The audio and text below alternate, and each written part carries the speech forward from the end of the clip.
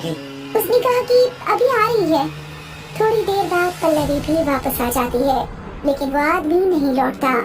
अब इश्मत अपनी जगह से उठता है और वो पीछे टॉयलेट की तरफ जाता है। वो देखता है कि सिगरेट पीने वाला आदमी गेट के पास मरा पड़ा है।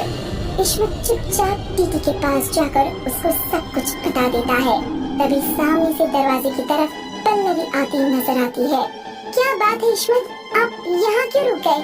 उसकी नजर उस आदमी पर पड़ती है जो दरवाजे के पास मरा पड़ा है।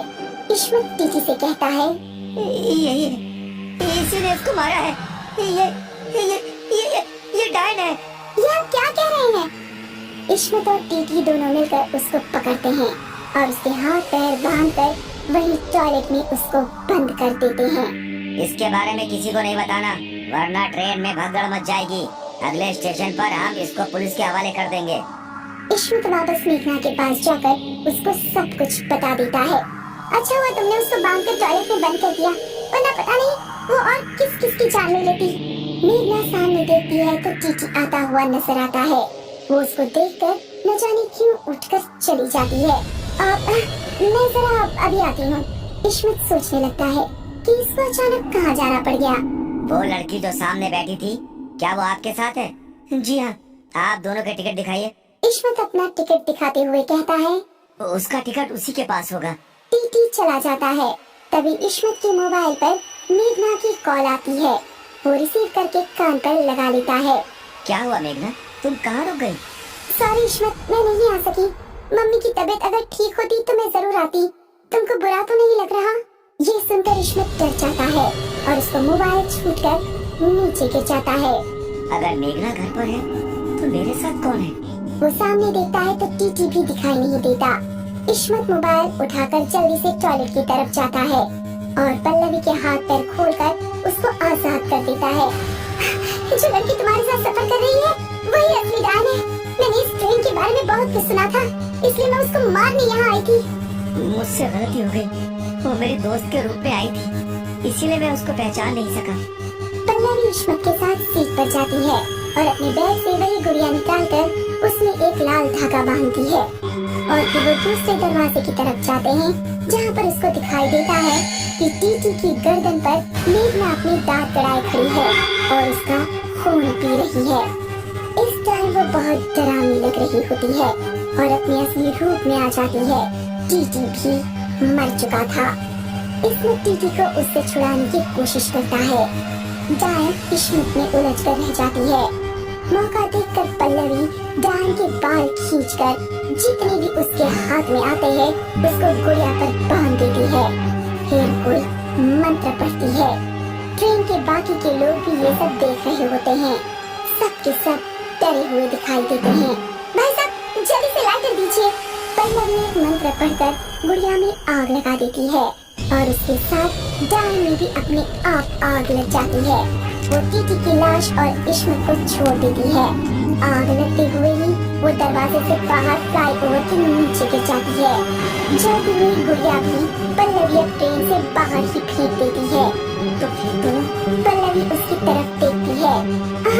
मैं ठीक हूँ, अब आप दोनों को डरने की कोई जरूरत नहीं है। वो अब कभी इस ट्रेन में नहीं आएगी। उसके बाद सभी अपना सफर आराम से करते हैं और डायन का किस्सा हमेशा के लिए खत्म हो जाता है। लेखापनी आसाम का आखिरी स्टेशन था। इस स्टेशन की एक और खासियत थी, यहाँ रात होते ही सन्नाटा छा जाता था। पूरा स्टेशन खाली होता था, प्लेटफॉर्म भी खाली। ना कोई रेलवे ऑफिसर और ना ही कोई राहगीर। रात के अंधेरे में इस स्टेशन पर मौत का तांडव होता था। कुछ साल पहले की बात है, गलती से दो युवक लेखापनी के प्लेटफॉर्म पर उतरे, जीतू और संजय। अबे ये प्लेटफॉर्म है या खंडहर? मुझे क्या पता, मैं तो जिंदगी में पहली बार यहाँ आया हूँ। तूने एड्रेस तो बराबर देखा था ना? यही है ना जो स्टेशन हमें उतरना था? हाँ यार, देखा था, बराबर देखा था। पर यहाँ इंसान तो क्या कोई जानवर तक नहीं दिख रहा है। तभी जीतू के पास से एक काली बिल्ली गुजरी। जानवर तो है भाई। और फिर दोनों को छन छन की आवाज सुनाई दी। दोनों पीछे घूमे तो एक बहुत सुंदर गांव की छोरी उनकी ओर आ रही थी। क्या लड़की है? ये मिल जाए तो जिंदगी बन जाए। कहाँ मेरी पत्नी और कहाँ ये। वो लड़की उन दोनों के पास आई। बाबूजी, आप लोग यहाँ नहीं हैं क्या? हाँ, यहाँ कोई क्यों नहीं है? अरे बाबूजी, ये छोटा सा गांव है और गांव वाले तो सूरज ढलते ही सो जाते हैं, तो भला इतनी रात को यहाँ कोई कैसे होगा? तो तुम यहाँ कैसे? मेरी तो दुकान यहाँ है। दिन भर मेरे बाबा दुकान संभालते हैं और रात में मैं जो बाहर के राहगीर आते हैं उनके चाय नाश्ते का प्रबंध करते हैं हम। बहुत अच्छे, वैसे भी हमें भूख लगी है। तो आइए बाबूजी। सुंदरी उन दोनों को अपने छोटे से ठेले पर ले गई और उन्हें चाय पिला दी और फिर उनके लिए नाश्ता बनाने लगी। ये स्टेशन कुछ ज्यादा खाली नहीं रहता? वो तो है बाबूजी। ये तो कोई भूतिया स्टेशन लगता है। आपको कैसे पता चला? क्या मतलब? क्या यहाँ सच में भूत है? लोगों का मानना तो है कि यहाँ एक लड़की का भूत रहता है। लड़की का भूत? हाँ, कई सालों पहले ये स्टेशन किसी आम स्टेशन की तरह था। यहाँ भी लोगों की भीड़ रहती थी, पर सांझ होने के बाद अक्सर ये स्टेशन खाली हो जाया करता था। एक रात इस स्टेशन पर कोई न था। एक गांव की लड़की यहाँ चाय का ठेला लगा रही थी। एक ट्रेन रुकी और कुछ आदमी ट्रेन से नीचे उतरे। बाबूजी, आप चाय पियेंगे? क्यों नहीं, जब पिलाने वाली इतनी अच्छी है तो चाय पीना तो बनता है। आप बैठिए, मैं चाय बनाती हूँ। क्या लड़की है ना, कमाल है। काम वाली लड़की गजब होती है। तू भी वही सोच रहा है जो मैं सोच रहा हूँ? हाँ बिल्कुल, नेकी और पूछ पूछ। वो बेचारी गांव वाली चाय बनाती रही और वो आदमी हवस से उसे घूरते रहे। उन आदमियों ने उस लड़की को पकड़ लिया, दूसरे ने हाथ और तीसरे ने उसका मुंह बंद कर दिया। वो तीनों उसकी इज्जत लूटने की कोशिश करने लगे। लड़की ने अपनी पूरी ताकत लगाई और किसी तरह उन तीनों को धक्का देकर भागने लगी। वो भागते भागते रेल की पटरी पर कूद गई। उन दरिंदों ने उसका पीछा तब भी नहीं छोड़ा। वो डरी सहमी भागती रही और अपने सामने से रेल आई। वो सारे आदमी तो प्लेटफॉर्म पर कूद गए, पर वो लड़की कूद न पाई। ट्रेन में उस लड़की के टुकड़े टुकड़े कर दिए। उस रात से सभी लोग मानते हैं कि वो गांव वाली लड़की अब भी हर रात इस स्टेशन पर अपनी दुकान लगाती है। ये सुनकर संजय घबरा गया। तुम्हें ये सब कैसे पता? सुंदरी ने कुछ जवाब न दिया। अरे मुझे तो लगता है कुछ गड़बड़ है भाई। संजय ने अपना फोन निकाला और सुंदरी की तस्वीर खींचने की कोशिश करने लगा। जैसे ही सुंदरी ने कैमरे में देखा तो दोनों डर गए, क्योंकि मैं ही वो लड़की हूँ। जीतू और संजय डर के मारे ट्रेन की ओर भागे। वो लोग ट्रेन की एक बोगी से दूसरी बोगी में भागते रहे। भाग संजय भाग, वो मेरे पीछे है भाई। भाग हुकूमत, भाग जल्दी भाग। संजय डरा हुआ था, वो गिर गया। वो भूतनी उसके पास आई। अब मैं तुझे खूबसूरत नहीं दिख रही? इतनी देर से तो मेरी कमर देख रहा था, अब क्या हुआ? माफ कर दो मुझे, माफ कर दो। नहीं, बिल्कुल नहीं। मैं तेरे जैसे किसी को भी जिंदा नहीं छोड़ूंगी। भूतनी ने संजय के चेहरे पर पैर रख दिया। संजय की मेरी ट्रेन के फर्श पर नीचे चली गई। संजय की चीख सुनकर जीतू डर गया और डर के मारे चिल्लाने लगा, मुझे छोड़ दो, मैंने तुम्हारा क्या बिगाड़ा है? मेरा परिवार है, पत्नी है, बच्चे हैं, मुझे माफ कर दो। चुड़ैल जीतू के सामने आ गई और जोर जोर से हंसने लगी। तेरे पास तो पत्नी भी है, फिर भी तुझ में हवस भरी है। तुझ जैसे आदमियों को जीने का कोई हक नहीं। चुड़ैल जीतू को घसीटते हुए ट्रेन के बाहर ले गई, उसकी गर्दन मरोड़ दी और फिर उसको स्टेशन के साइन बोर्ड पर लटका दिया। हर किसी हवस के मारे का यही हाल होगा। ये आखिरी स्टेशन इन सब हवसियों की जिंदगी का आखिरी स्टेशन होगा। गोपीनगर नाम का गांव बहुत अमीर है। यहाँ के लोग सिर्फ अपने काम से मतलब रखते हैं। ऐसे ही लोगों को मतलबी कहा जाता है। यहाँ एक पीपल का पेड़ है जो बहुत ही घना है, जिसके नीचे चबूतरा बना हुआ है। सब लोग हंसी खुशी से रहते थे, लेकिन एक दिन भिखारन बुढ़िया दूसरे गांव से भीख मांगते गोपीनगर गांव पहुंच जाती है। वो मोहन के दरवाजे पर जाती है और भीख मांगती है। बेटा कुछ खाना दे दो, भूख लगी है, भगवान आपको और धन देंगे। सुबह सुबह भीख कौन मांगता है? काम पर जाने के समय। जाओ आगे, मैं अभी काम पर जा रहा हूँ। बाहर की आवाज सुनकर अंदर से कमला बाहर आई। रुको, मैं इनके लिए कुछ खाना लाई हूँ। भगवान तुम्हारा भला करे। बुढ़िया चली जाती है। क्या जरूरत थी खाना देने की? पैसे की बर्बादी करती हो। लोग सब हमसे अमीर हो रहे हैं और तुम उड़ा दो पैसे। तुम बिना मतलब की बात मत करो। खाना खराब हो चुका था इसलिए दे दिया। खाना लेकर बुढ़िया पीपल के पेड़ के नीचे चली जाती है।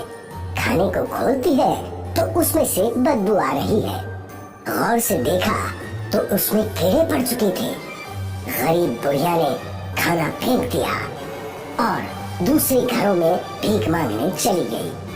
और वो शीला नाम की औरत से बोली, भगवान भला करेंगे तुम्हारा। मुझे कुछ खाना दो और गंदा खाना मत देना। मैं पहले से ही बीमार हूँ और बीमार हो जाऊंगी। आहा, एक तो भीख मांगती है और ऊपर से फरमाइश। जाओ, नहीं है मेरे पास तुमको देने के लिए कुछ। गरीब बुढ़िया वहाँ से दूसरे घर में खाना मांगने चली गई। एक आदमी ने थोड़ा सा खाना दिया। बेटा थोड़ा सा खाना और दे दो, इसमें तो पेट भी नहीं भरेगा। देखो, हम इससे ज्यादा नहीं दे सकते। महंगाई का जमाना है। पेट्रोल कितना महंगा हो गया है पता है? गरीब बुढ़िया को गांव के लोगों से इतनी कम भीख मिली कि उससे उसका पेट नहीं भरता। कुछ दिनों में वो और ज्यादा कमजोर हो गई। बहुत अधिक गर्मी होने के कारण एक दिन बुढ़िया को बहुत जोरों से प्यास लगती है। आसपास पानी न मिलने के कारण वो लोगों के घर जाकर पानी मांगने लगती है। लेकिन वहाँ के लोग इतने मतलबी हैं कि गरीब बुढ़िया को पानी भी नहीं दे रही हैं। कोई मुझे पानी दे दो, कोई मुझे पानी दे दो। उसे कोई भी पानी नहीं देता है। उसे देखते ही वहाँ के लोग भगा देते थे। लोगों के घर जाकर वो बहुत थक चुकी थी, लेकिन उसे एक बूंद पानी पीने को नसीब नहीं हुआ। चलते चलते वो उस पीपल के पेड़ के नीचे पहुंचकर बैठ जाती है। कुछ देर बाद बीमारी और पानी न मिलने के कारण बुढ़िया की वहीं पर मृत्यु हो जाती है। बुढ़िया की मृत्यु होने के बाद अचानक वहाँ अजीब अजीब सी घटनाएं होने लगती हैं। जब रात को लोग सो रहे होते हैं तो आधी रात को एक औरत की तेजी से रोने की आवाज सुनाई देती है।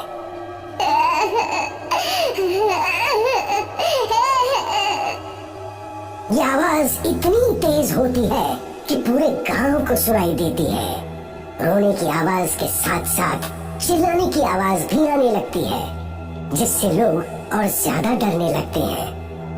गांव के लोगों ने मीटिंग बुलाई। सब लोग उसी पीपल के पेड़ के नीचे इकट्ठा हुए। गांव वालों, ये क्या हो रहा है? गांव में रोज रात को औरत के रोने चिल्लाने की आवाज सुनाई देती है। इसका क्या उपाय है? मेरे बच्चे बहुत डर रहे हैं। इसका उपाय है, सब अपने अपने घर में हनुमान चालीसा शाम को बजाओ। इसके बाद आवाज आनी बंद हो गई। लेकिन एक दिन मोहन उस पीपल के पेड़ के नीचे से जा रहा था कि उसकी कार खराब हो गई। पीपल के पेड़ के नीचे से जो गुजरता था तो उसकी तबीयत खराब हो जाती थी और उसे तेज बुखार हो जाता था। कभी हंसने की आवाज तो कभी रोने की आवाज तो कभी किसी की बात करने की आवाज आती है। ये सारी बातें लोगों के अंदर डर को और ज्यादा बढ़ाती जा रही थी। एक दिन अचानक गांव में पीपल के पास वाले घर में रहने वाला एक व्यक्ति कुछ दिनों से लापता है। सुबह उस व्यक्ति का मृत शरीर पीपल के पेड़ के नीचे पड़ा हुआ मिलता है। इस बात ने गांव वालों को और भी ज्यादा डरा दिया था। कोई भी शाम होने के बाद घर से बाहर नहीं निकलेगा। गांव के सब लोग अपने घर का दरवाजा बंद रखते हैं ताकि कोई गायब ना हो जाए। और उस पीपल के नीचे तो भूल कर भी न जाना, चुड़ैल रहती है उस पर, कुछ भी हो सकता है। नहीं नहीं, हम लोग कहीं नहीं जाएंगे।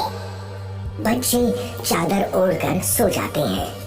पूरे गांव के लोग बहुत डरे हुए हैं। कोई भी घर से बाहर नहीं निकलता है।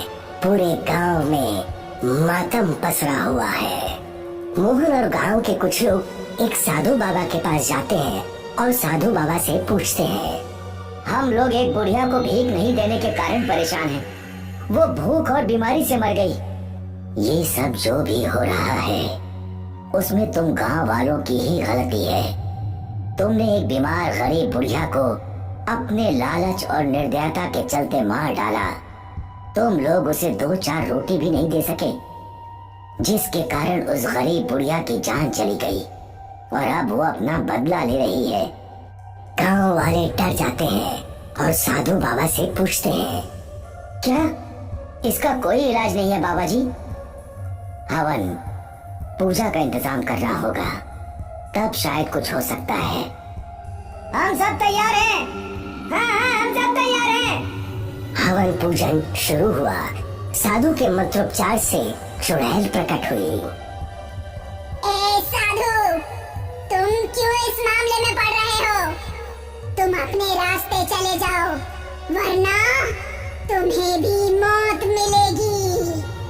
देखो, इंसान से गलती हो जाती है। तुम बताओ, तुम्हें क्या चाहिए? तुम्हारे नाम का मंदिर बनवा देते हैं। लोगों को परेशान करना छोड़ दो।